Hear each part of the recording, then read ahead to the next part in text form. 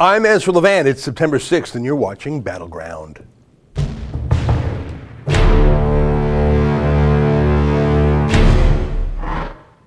Well, hi, everybody. My name's Ezra Levant. I'm here at the Rebel World Headquarters in Toronto.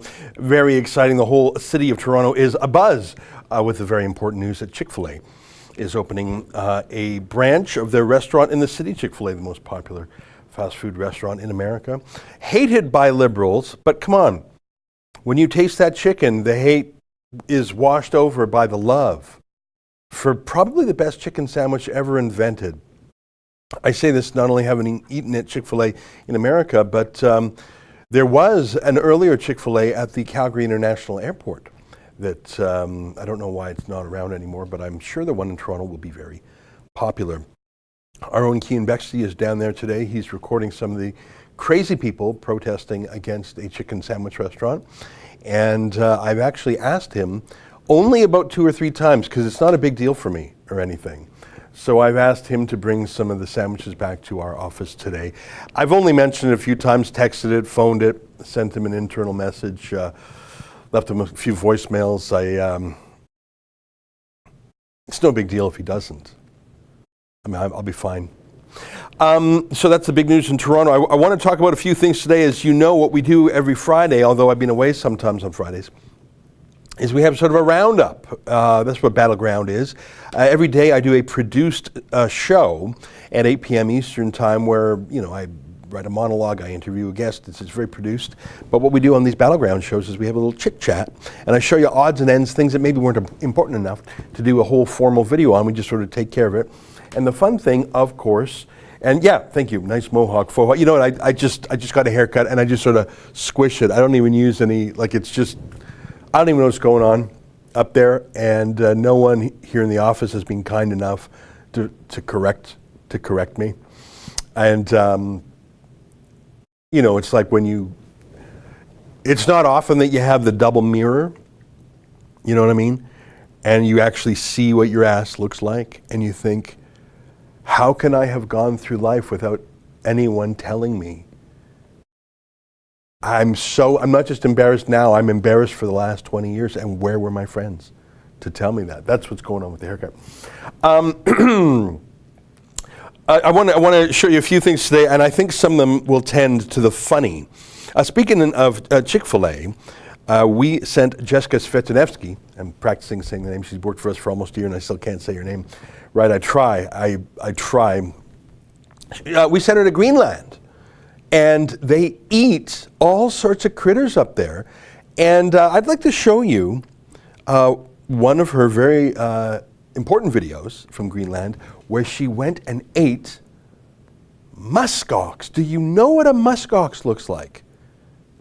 Here, take a look. Hey everybody, so I am at a pretty fancy schmancy restaurant here in Nuuk, and apparently I've been trying to find some traditional Greenlandic cuisine, which is very Arctic, which is like whale meat and seal blubber. So I'm about to try for the first time in my life reindeer meat and muskox meat. And, I'm very Canadianized, you can say. I live off pizza and chicken nuggets, so I think this is going to be quite the experience for me. So let's see how I do with this. I got it well done, just to be safe.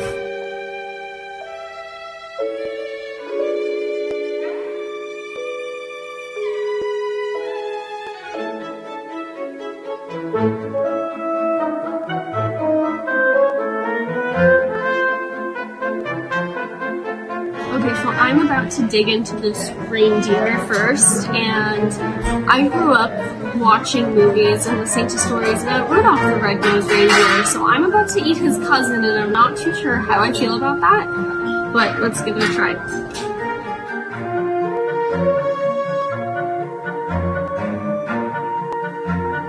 That's actually delicious. It tastes a lot like chicken liver or something like that. It's really tender, and now I guess I love reindeer for more than one reason, not only my childhood memories, but it is delicious.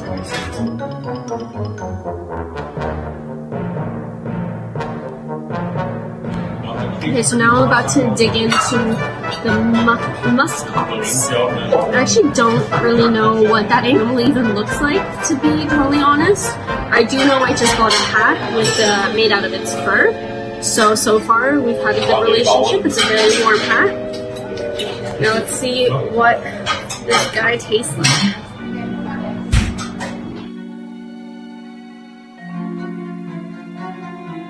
Okay, muskox is delicious. I don't know if it's my uncivilized palate, but I don't know, meat is meat, and it tastes really good. I tell you, maybe it's just lunchtime and the fact that I've been sort of daydreaming about Chick-fil-A, but that's the second time I've watched that video of Jessica eating the wild critters, and it looked good, especially the muskox there. She said she ordered it well done. It actually didn't look that well done to me. I would call that medium. And it looked a little bit like there was some gravy there, and those big, thick-cut French fries. That looks like a great meal. And I wouldn't really have known what a muskox looks like, but we showed an image, which I think was one. It looks just like a big, cold-weather buffalo. And have you ever had a bison burger? I always order the bison burger, always hoping it's going to taste different than it does. I just can't tell the difference between bison and beef, and I put it to you that in burger form, I bet 9 out of 10 people couldn't. I hear it's less fatty and it may be more gamey, but I just don't have the palate. So very, very important journalism going on at the Rebel between Chick-fil-A and the wild meats of Greenland. Jessica was in Greenland for not a whole week, but that, I guess, including travel time, because you can't just fly to Greenland from North America. Did you know that? There's no airlines that go from North America to Greenland. You have to go through Iceland first, or perhaps through Denmark. It's a very small place. Jessica was there. You could see all her reports at rebelgreenland.com. And there were some fun ones, including people saying, make Greenland great again. And I think Greenland was great. I mean, wasn't that the place where the Vikings went? Let me mention again what a super chat is. I'm having some fun reading the chats. That's half the fun, right? Someone here, I just scrolled past it. Someone said they liked my chit chat with Gavin McKinnon. I enjoyed seeing Gavin again. I went down to New York. We spent a couple hours, had some lunch, hung out at a bar. He interviewed me. I interviewed him. It was just, it was a good catch up. And it was good to see him again in his natural habitat. In his own way, MVP said, I loved your interview with Gavin. In his own way, I think he's relaxed now, more relaxed now. He's got his own show at freespeech.tv. The super chat thing, if you want me to read your comment for sure, you can make it a super chat. What that is you chip in a few bucks, dollars, pounds, whatever, and it makes your comment highlighted in a bright color, and I'll see it for sure out of the corner of my eye because it's right there on the screen. Okay, so we showed the. Okay, I want to do one more food-related story. We hit the Chick-fil-A hard, and boy, I hope the Kean hasn't forgot to bring the Chick-fil-A back to the office. I showed you the muskox. That looked pretty fancy. That actually looked like a fancy restaurant. You wouldn't know from how fancy that restaurant looked that there's only, like 20 or 30,000 people in the whole capital city of Greenland. I think there's only 80,000 people in all of Greenland. I have to check. That's tiny. Looked like a fancy restaurant. I want to show you a story that really has me angry. You know what the Amish are, or the Pennsylvania Dutch, or there's these Christian communal farms in the United States and in Canada too. And they're often people who fled religious persecution in Europe hundreds of years ago, came to America really just to be left alone, and farmed on their own, and frankly, which is sort of quirky, they kept their own native tongue. They still speak German. Some of the Amish, for example, the Pennsylvania Dutch or whatever, they speak Dutch, I guess. And there's Hutterites, or the Hutterian Brethren, as they're called. That's a group of these Christian farming communal families in my home province of Alberta, and maybe others. Now, I'm sorry if I'm getting some of the technical details about the different denominations of Christianity and the different languages they speak. I'm not an expert in Hutterites, but I do know this, that, like the Amish, they're peaceful people, they're pacifist. That's part of their thing, right? They didn't want to be pressed into the wars of the day, and they just want to be left alone to farm, and they're very, they're hermit-like and reclusive. But there was a Hutterite farm, and they all live on the farm, right? So it's like a kibbutz. It's like an Israeli commune kibbutz, right? So they all live on the farm, and the kids work on the farm, and they really don't leave the farm a lot. They go into town and buy supplies and stuff. So some radical animal liberation terrorists, I'm going to call them, of all the turkey farms in Canada to target, did they target the industrial corporate farms? No, they'd be met with armed security. They targeted a Hutterite colony, knowing that they would be met with, frankly, slightly naive, turn the other cheek do-gooders rather than armed security. And I want to show you a little clip of my conversation about this with my friend. Oh, we don't have a clip. Okay, I thought we had a clip. Dozens occupy turkey barn in southern Alberta to protest animal living conditions. Scroll down a little bit here. Dozens of animal activists from Western Canada descended on a farm near Fort Macleod, Alberta on Monday to protest against what they allege is the inhumane treatment of animals. About 30 people illegally planted themselves inside the Jumbo Valley Hutterite turkey farm, and another 30 stood outside near the highway. Now, I want to tell you that Fort Macleod is not a big place, and obviously this is not in the town itself. This is a country road. The protesters who said they're not with any particular group, don't lie to me, explained they wanted to highlight the living conditions of the 30,000 turkeys. They said the barns are cramped and the animals have poor air quality. Well, first of all, how would they ever know? How would they know? Second of all, it's obviously not true. This Hutterite farm is compliant. In fact, it's very new. Of all the turkey farms in Canada, it's probably one of the most compliant, one of the most new, most modern. But they went in there. That's trespass, that's mischief, that's probably a form of animal cruelty, because here's what's so crazy about it. The cops were there, but the cops didn't arrest anybody. Let me say that again. You got at least 60 people. I've now heard there were as many as 100 there. They were brought there from across Western Canada by bus, so someone organized the bus. Someone got them on there. Someone's paying for their food and accommodation. Someone's doing their PR. They had a lot of press coverage. And the cop, hey guys, welcome. Yeah, just be careful when you're trespassing. Just be careful. Where's his gun? We know the Hutterites aren't going to push back. What's the cop doing? He did not arrest a single person. And the insane part, put the story back up. I want to read the craziest part about this. The owner of the farm refuted that argument. Mark Chetter said the animals at the free-range turkey farm have plenty of space, yada, yada. Scroll down a little bit more. This is so crazy. Yeah, I mean, that's what turkey farms are like. Sorry, folks, if you don't like it, don't eat meat. Scroll down a little bit lower. The farm gave them 5 turkeys. And Global News was allowed inside the barn, but there still could be criminal charges. So they had 3 demands, these protesters, including they wanted some of the turkeys to be released to a sanctuary, media coverage of the barn's interior, and to walk away without charges. Is that how it works in Canada?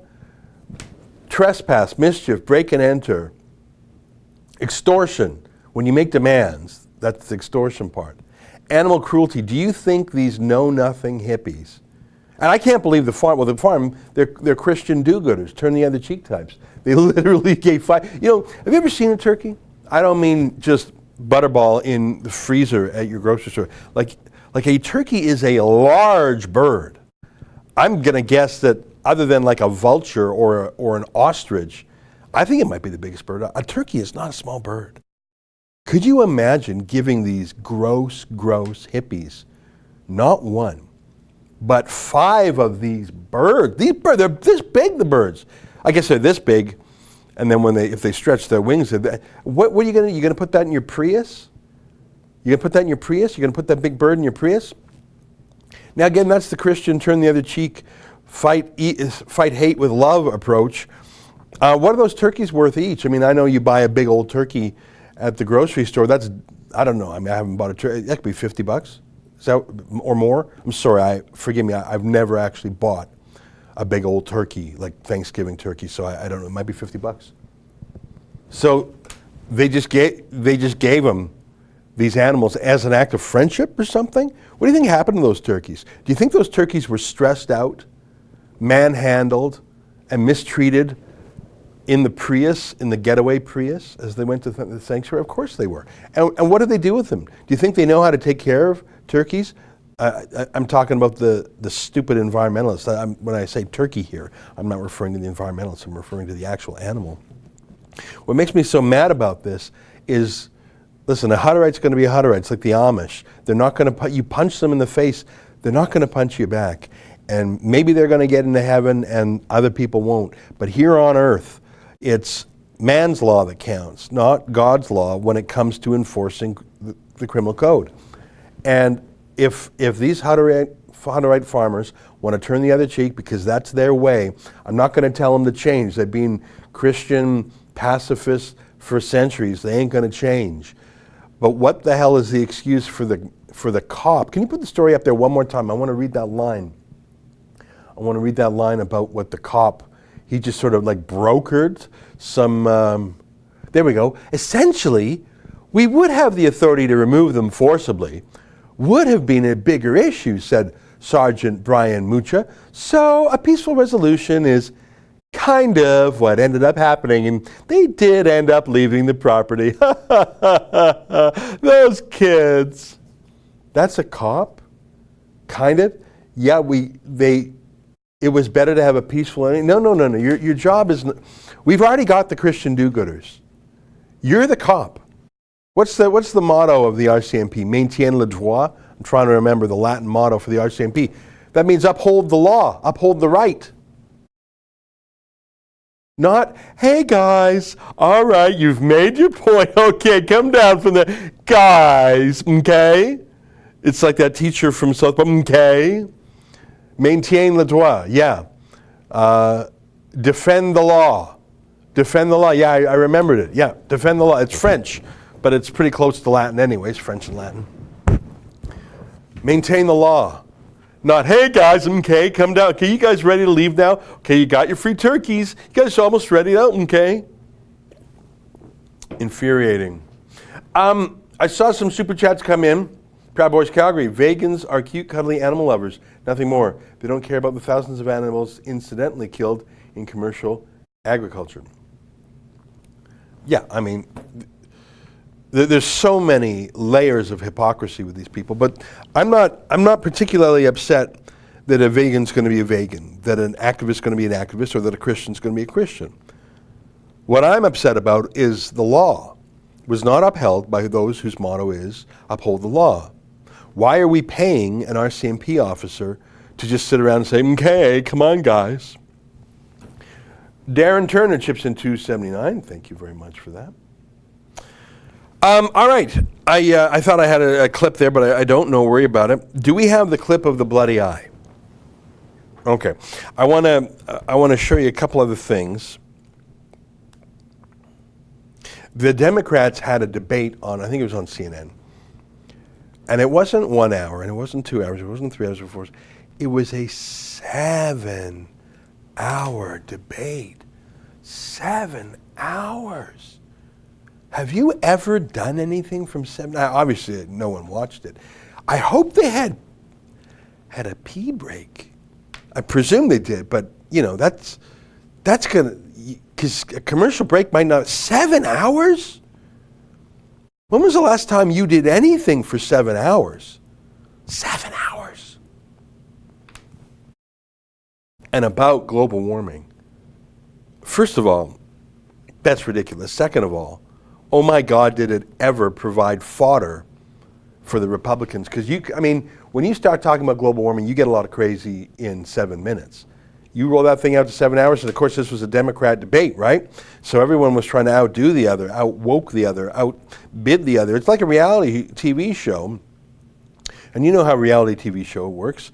You know, someone's voted off the island pretty quick, so you got to make sure you're more entertaining, more spectacular, more a little bit crazy than anyone else. And you had 7 hours. This really was like those reality TV shows where they all, like Big Brother, they're all I mean, 7 hours. Why don't you just say 7 days? Let's have a 7-day debate, and they can all stay in a mansion together, and you can have bedroom shenanigans, people running from room to room, and pillow fights, and frank talk, and who knows what else would happen. Once you've decided to go for this 7-hour debate, really, why don't you go for this 7-day game show? Reality TV. And it was so long that Joe Biden, who I think is 93 years old, I could be wrong on that. Let me check. I'm kidding. He's not quite 93, but my God, I think he had a medical moment. Maybe it was from standing up for 7 hours. Can we show that eye? The idea that, you're shaking your head, no, but that's true. What? The fact of the matter is that where are That's not Photoshop, people. Show it one more time. That's his eye. the idea that, you're shaking your head, no. I just want to let you know, he did not, listen, I don't think he started the debate that way.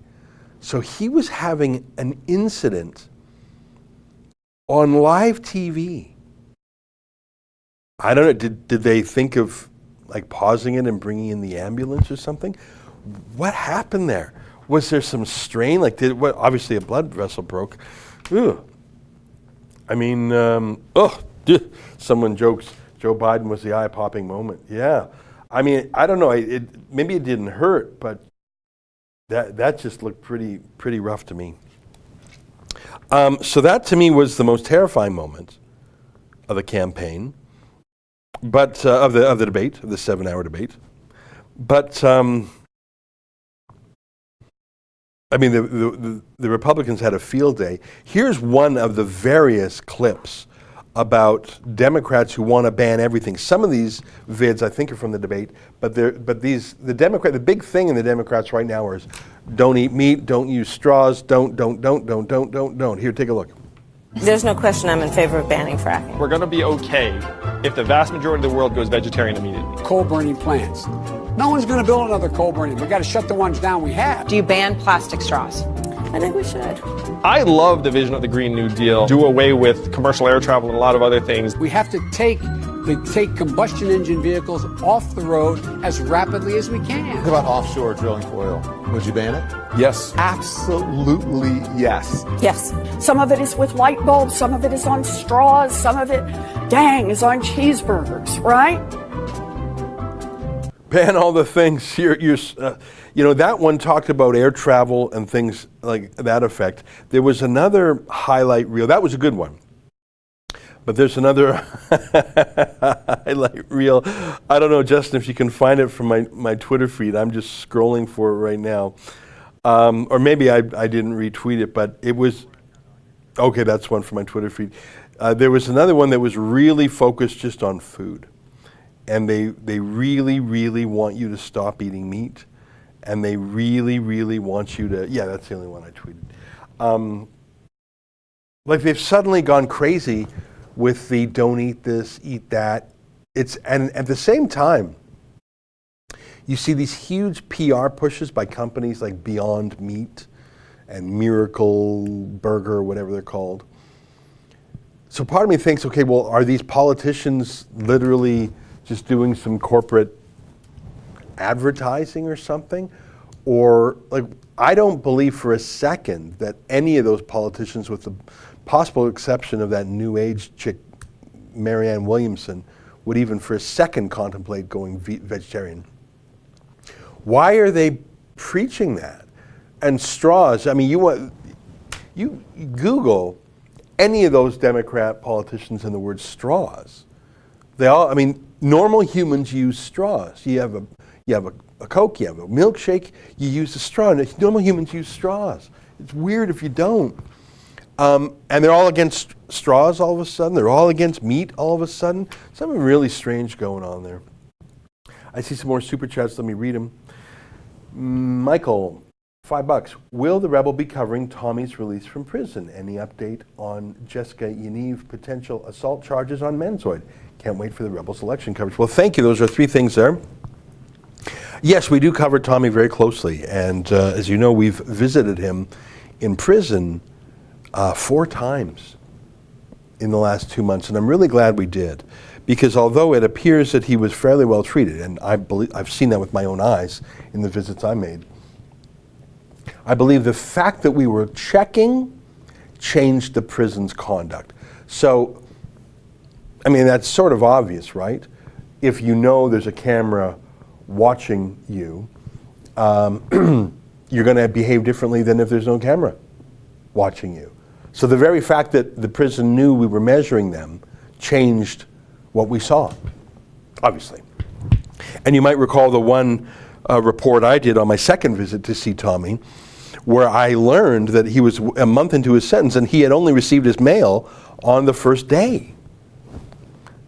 They refused to give him any of his mail, and I squawked about it, and the next day they gave him his mail. So, I mean, that's a small thing.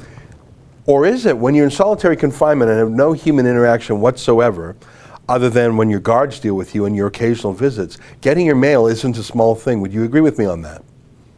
When you're in solitary, you're a normal prisoner, you interact with other prisoners, you play pool, you play sports, you just talk and banter and shoot the breeze. You're in a cell by yourself, you need that human interaction. So I think it was important to get him the mail.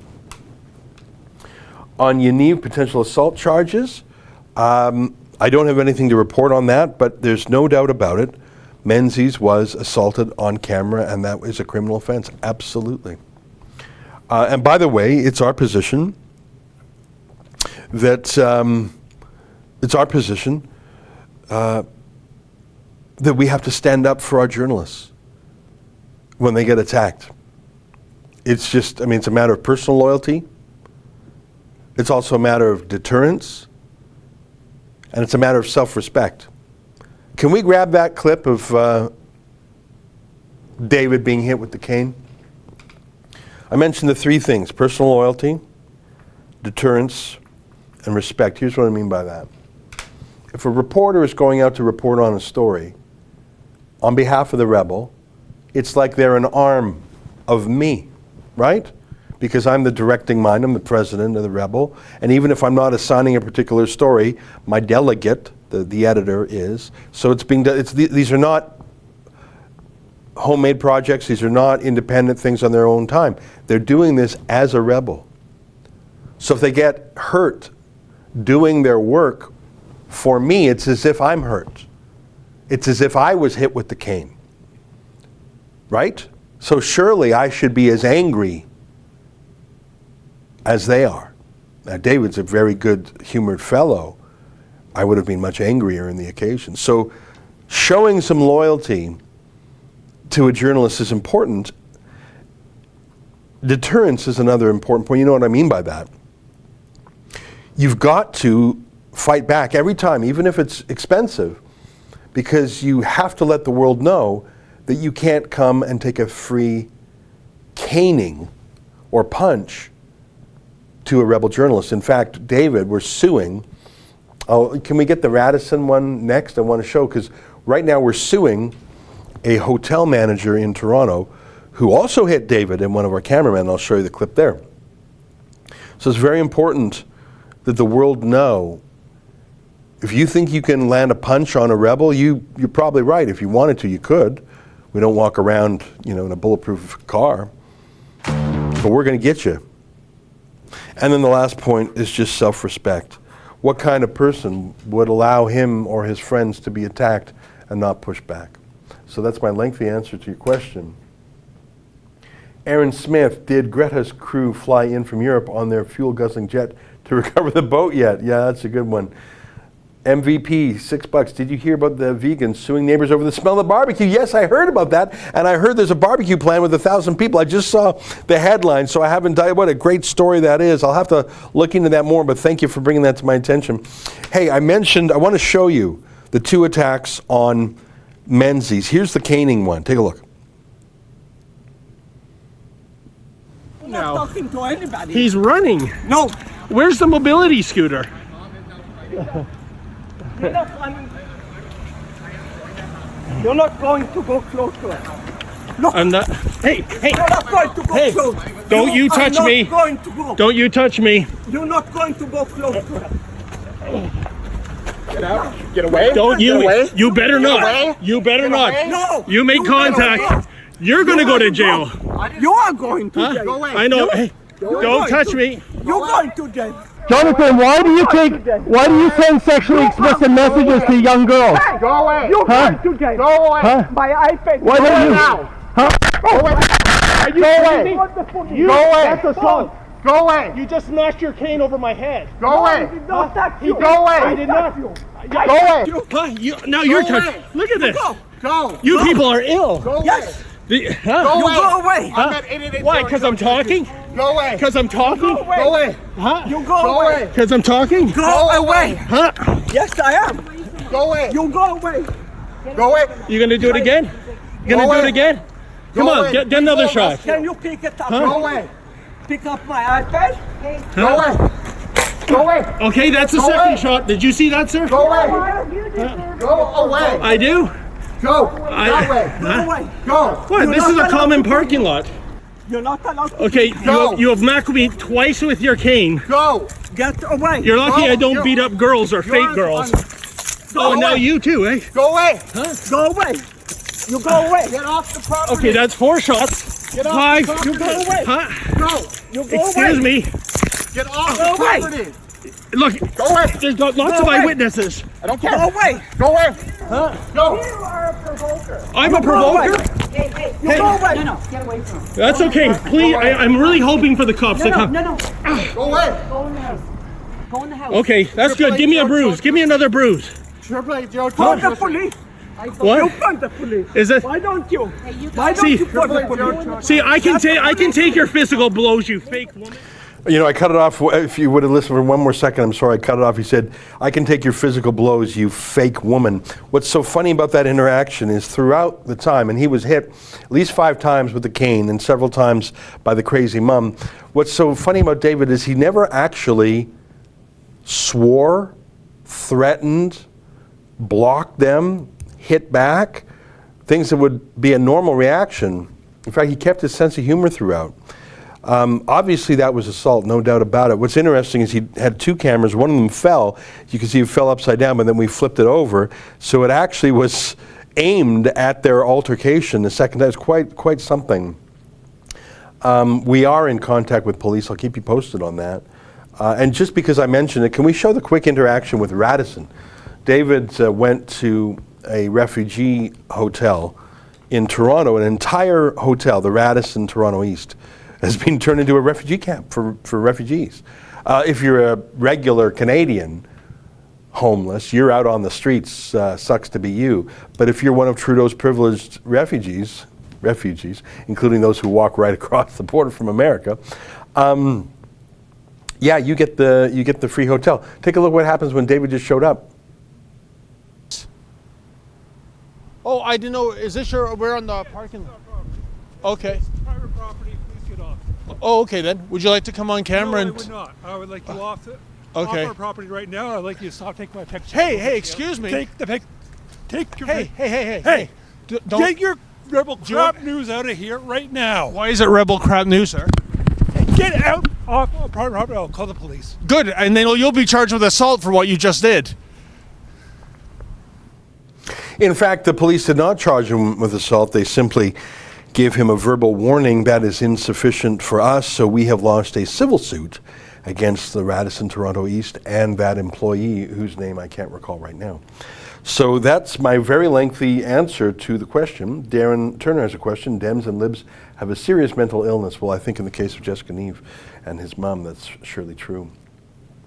Primpal08, unhinged mother and son. Yeah, what's so funny is that Jessica Yaniv insists that we all call him Jessica, but his own mom calls him son. You can't, you call your son a son for 30 years. You can't just suddenly unlearn that habit. Primpal08, $2, only the elite is allowed to fly, eat meat, etc. Yeah, it's so weird, and it's really gross. Like they're saying, eat bugs. That's a whole thing now. Eat bugs. Darren Turner, $7. Did you know Trudeau's taxpayers' jet burns 4,000 liters of kerosene per hour, enough to heat 4 Canadian homes for a year? Why is this not a criminal? I don't know the difference between kerosene and jet fuel. It doesn't surprise me. I take your word for it. I don't believe it's criminal to burn jet fuel or any other fuel. I think it's the stuff of life. I think fossil fuels have unlocked us from the misery of human power or animal power, and they've given us an amazing, portable, safe, ubiquitous power that has freed each of us.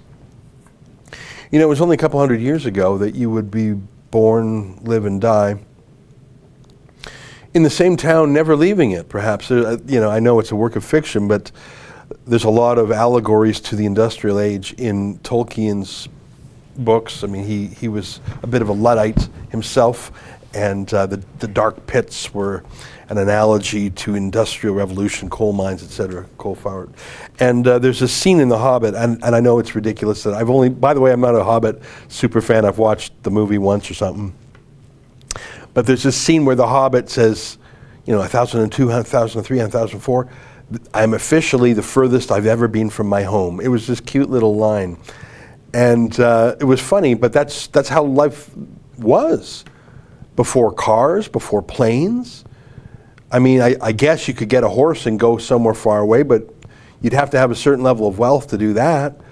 The idea that, I mean, there are some people who never leave home, as Jesse Duke from the Dukes of Hazzard says. I've only been to two places, Korea and Hazzard County, and that's one place too many. All right. But these days, any young person with a couple $100 can hop on a cheap flight and go somewhere. It's a miracle. And fossil fuels is the reason. Fossil fuels has allowed the most common of us to live better than royalty lived just a couple hundred years ago. Better than royalty. All right. How are we doing for time? It's 12:37. Kay Hansen chips in $2.79. Thank you very much for that. I already read Darren's reply. I think I covered all the super chats. Does it look like I got them? All right. Let's just look at my list here. The bloody eye, check. Banning everything, check. The turkey farm, the reindeer, check, check, check. You know what? I had an interview with Gavin. I mentioned that. And I saw some Proud Boys online here. Lisa Wren, $5. Thank you for that. I mentioned that I interviewed Gavin, and we put a couple clips on Twitter. And I thought it was good. I mean, for me, I really enjoyed it because it was a chance for me to connect with my old buddy at leisure. Can I play a couple Gavin clips for you? And these are just sort of random outtakes. But Justin, why don't you go ahead and play the first Gavin clip? The consequential thing about October 12th was it was right before the midterms. And Chadwick Moore had just started this hashtag called Jobs Not Mobs. And the left was getting known as unhinged. So they desperately needed right-wing violence to obfuscate that narrative. And they needed a fight that night. They needed Proud Boys to get into a fight. And actually one of the guys said, look, we know they're looking for a photo op. Let's bring pillows tonight. So if there's a fight, they'll have us pillow fighting Antifa. And they brought pillows. But the night ended. Pillows stayed at the Manhattan Club. And the mob was there. The Antifa were arrested. The Antifa were sent away. They circled the block, ambushed Proud Boys. Proud Boys happily beat them up. And they just got found guilty, a year later now, almost, for too happily beating them up. For defending themselves with too much enthusiasm. And they're facing 9 years in prison. The three Antifa, it was 3 of 10, by the way, the three Antifa who were arrested for beating mercilessly a journalist and taking his equipment got away scot-free. Probation, no criminal record, no media attention, nothing. The guys who defended themselves, 9 years in prison. And anyway, since that day, there was this huge onslaught that de Blasio, the Attorney General, the Governor, Cuomo, they all said, hate is not welcome here. The narrative became, I started a hate group that roams the streets and just beats up Muslims and gays and trannies. They postered my kid's school. They vandalized my car. They left notes in my door. They planned a vigil in front of my house that I managed to sabotage. I mean, I was banned from bars. I could tell you a million stories about the past year. And I noticed the common thread was, I was banned from PayPal, Instagram, my actual face is banned from Instagram. Post a picture of picture of myself that I use a lot with a fake mugshot. Post that picture on Instagram, it'll be taken down. Or if you say on Facebook, I don't know, Proud Boys, they don't seem that racist to me. Aren't there a lot of black guys in the club? That will get taken down. He was talking about the moment he became widely deplatformed and the spark for it all. Very interesting. I see another $5 from Lisa Rennie. Thank you very much for that. Oh, we got some lunch coming in? Kian, we were talking about you.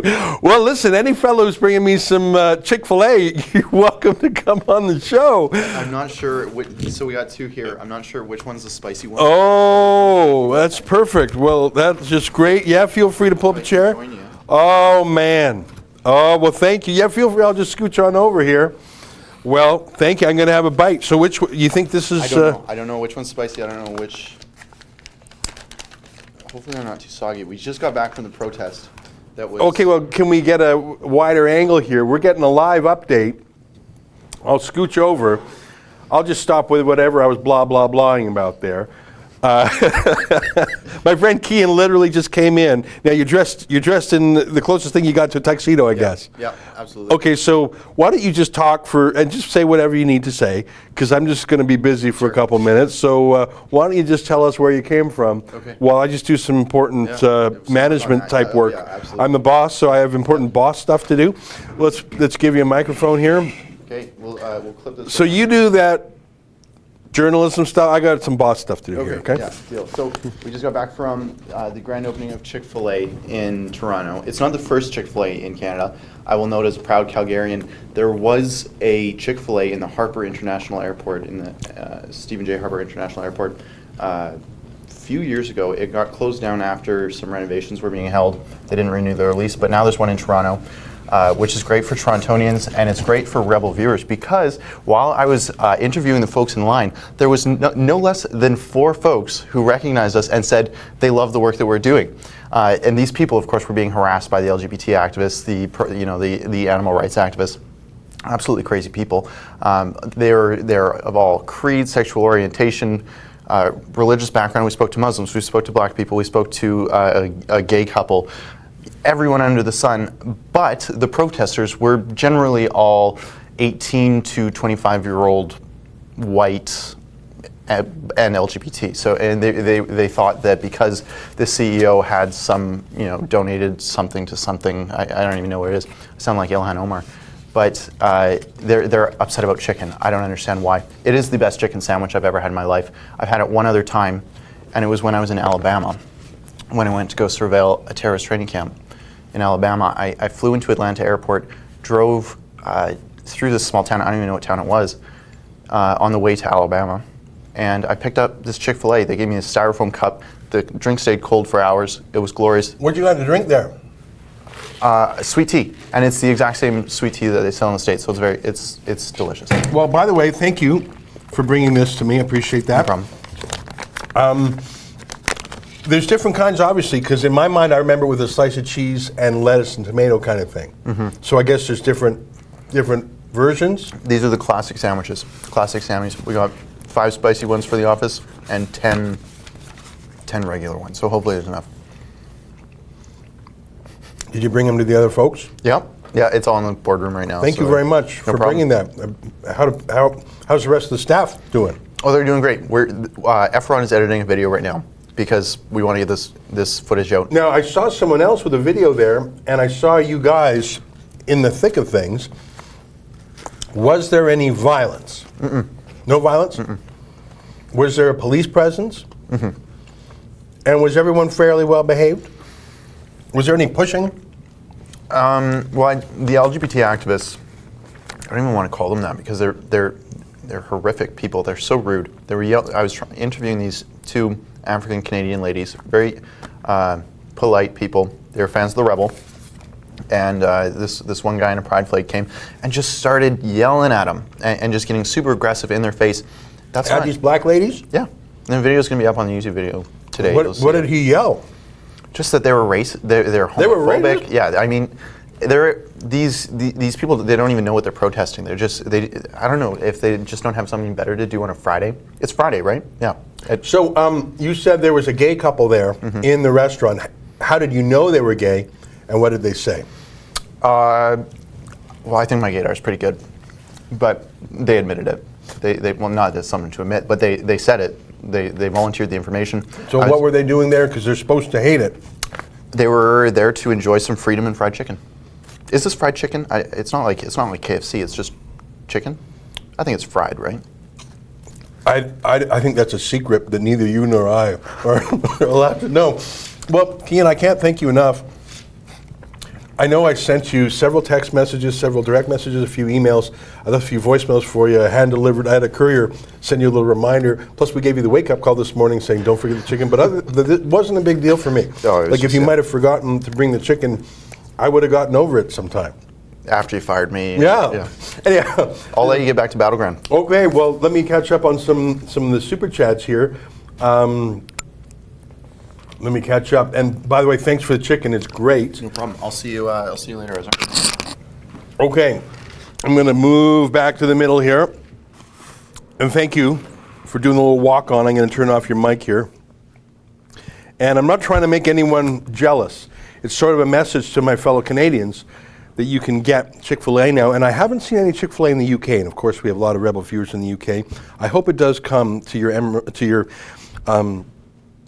Old Bloody, I was going to say Emerald Isle, that's Ireland. Primpalo 8, oppose Antifa and the elitists will punish you. Could be. Proud Boys Calgary, New York Proud Boys did nothing wrong. Gavin talks about that at great length in our conversation. Darren Turner, I'm not saying fossil fuels are a bad thing. I'm saying Trudeau is a criminal for using the taxpayers' jet like a hockey mom's minivan. That he definitely abuses. And I can't believe it. We've shown this access to information request several times. In one journey, they had more than $140,000 in costs for catering, like for food and drink. How's that even possible? Proud Boys Calgary again. Kian, are you a proud Western chauvinist who refuses to apologize for creating the modern world? Kian has left the set, but I'm pretty sure I know the answer is yes. Stephen Bent, $2. Had the same lunch today in Toronto. Are you from Toronto or are you in America? Kahina Lauren, 20. Look, I think that's Norwegian kroner. If I'm identifying. Thank you. All right. Well, that was a fun little intervention. Let's get back to my list. I brought a bunch of videos with me today, so I'm going to move on from the Gavin stuff. I've got two more. I'd like to mention the UK. I'd like to talk about a couple of British things. You know Brexit. You know what Brexit is, right? In 2006, the Brits voted to leave the European Union. It's like a mini United Nations just for Europeans, but with a lot more teeth. Like the UN can pass a resolution about this or that. Doesn't have the force and effect of law, generally. Not so in the European Parliament. They pass rules that are binding in the UK, and there's a whole court system, and of course the United Kingdom has 1/10 the seats in the whole European Parliament, so they're outvoted in advance every time. It's dominated by France and Germany. It doesn't even make sense in so many ways, so they voted to leave. It's been more than 3 years now. They're still stuck in. The deadline was supposed to be March. The government refused to leave. Theresa May was thrown out as Prime Minister. Boris Johnson says, I want to leave by October 31st. But no one in the establishment wants to honor this referendum. It's a crystal clear referendum. Do you want to leave or not? The two choices were leave or remain. There was no middle ground. You can't be half pregnant. But for 3.5 years, they've delayed. And now they want to delay more, and they want to say, well, we have to negotiate a deal on the way out. No. You can just quit. I mean, if you want to have some deal also, okay, maybe, but you leave, and you just leave no matter what. And the Labour Party, which is just so laughably contorted on this, I saw a Labour spokesman on TV the other day, or yesterday, and I just want to show you the clip. It's so gorgeous. So the Labour Party, which should be with the working man, most of whom voted to leave.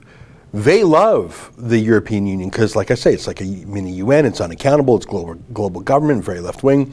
So look at this Labour spokesman saying, "Oh, we definitely think we have to renegotiate a new deal, and then have a referendum on that new deal." But look at the wrinkle here. This is very funny. Take a look, and I'm going to have some chicken. I think it's the point you're getting to. You would go back to Europe, try and get a better deal, have a referendum where Remain is an option. Would you then be campaigning against your own deal to remain? Against your own deal that you probably would have negotiated? Or would you be actually saying, no, support our deal? I mean, if I'm confused, I don't know. Which is it? Briefly. Okay, briefly. Are you going to campaign for your deal? Assuming you get one, assuming you get into power, or will you campaign for Remain against your own deal? Personally, I will campaign to Remain. Even if you've negotiated the deal? I will negotiate, to the best of my ability, a deal that will look after jobs and the economy, but the best way of looking after jobs and the economy is for us to Remain. Do you have any idea how ridiculous that sounds? That everybody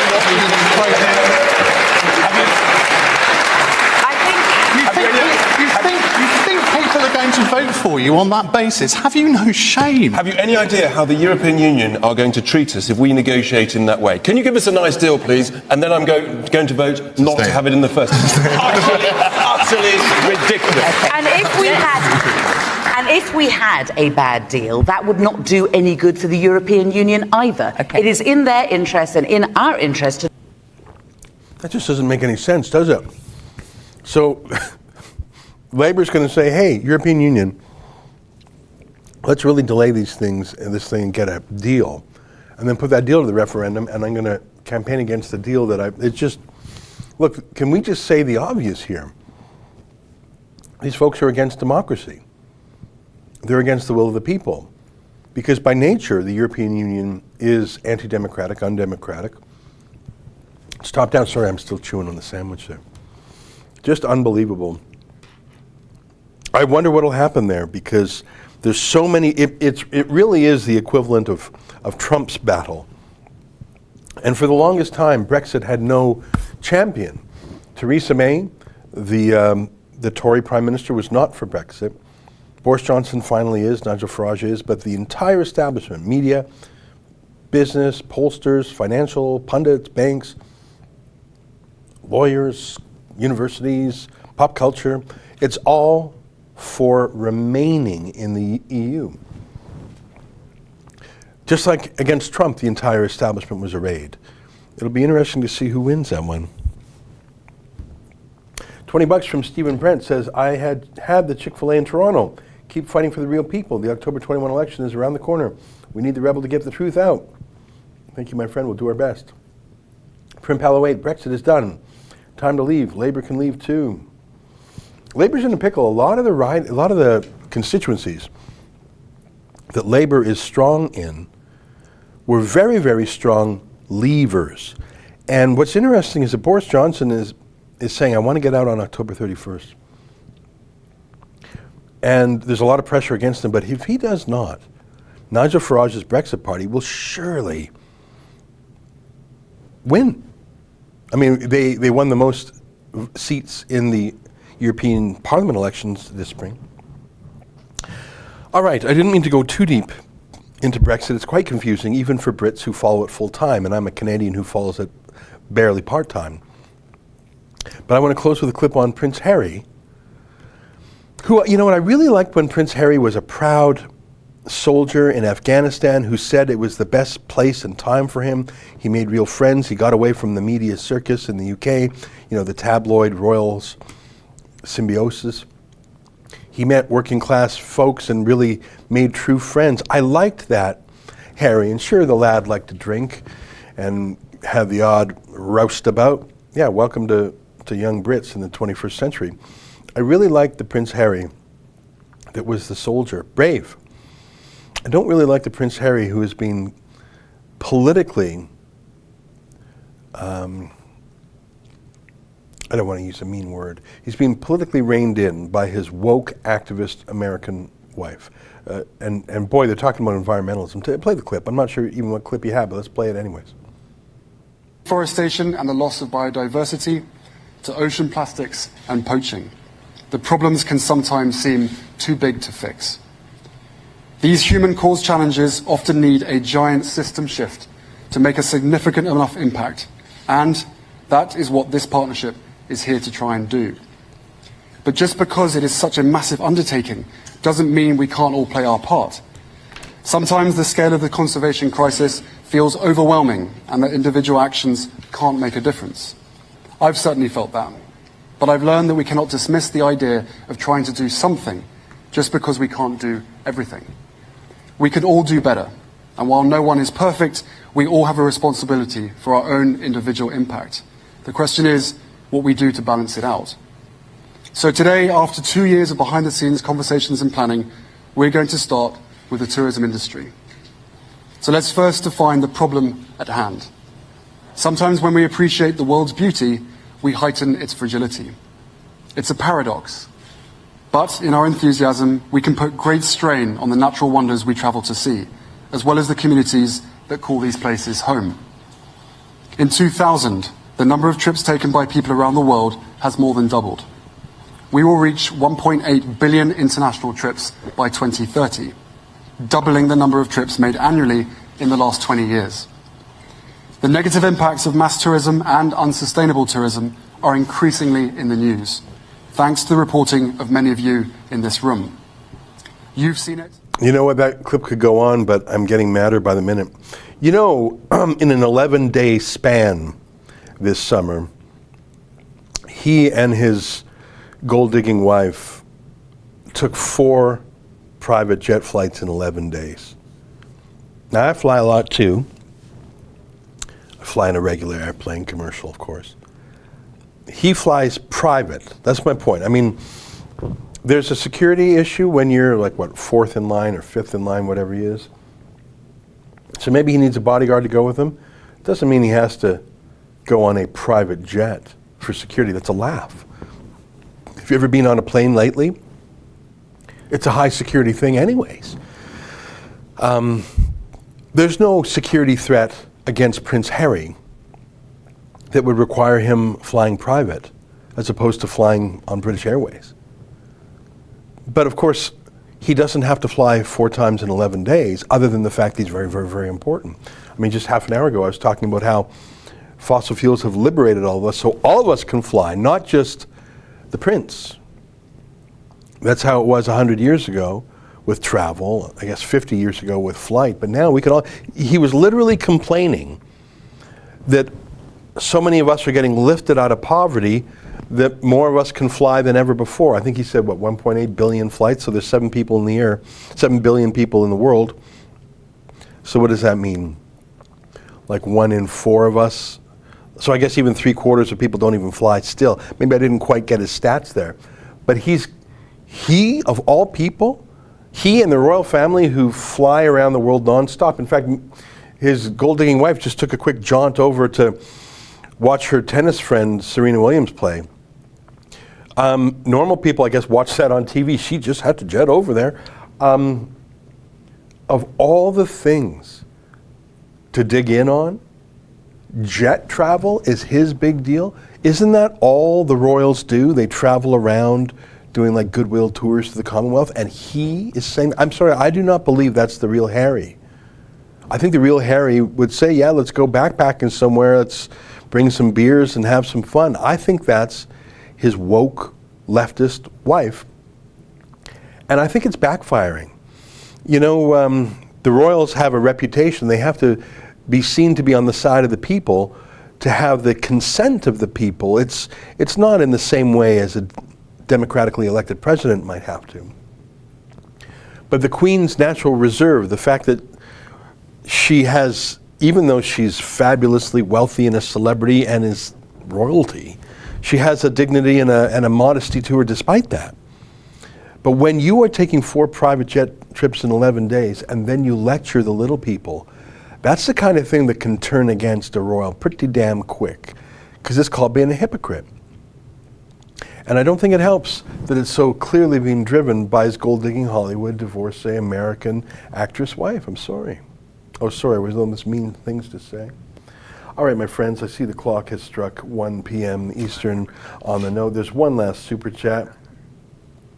It's from Darren Turner. Rebel Media is absolutely the best. Thanks for doing what you do and doing it so well. Well, I thank you for saying that. And thanks for watching while I inhaled my Chick-fil-A today. I'm really glad that was brought in, and I'm going to go to the boardroom now to see if there's any sandwiches left. On that note, have a great weekend, everybody. Tune in tonight for my show at 8 p.m. if you can. Until next time, on behalf of all of us here at the city with the newest Chick-fil-A in the world, good night, and keep fighting for freedom.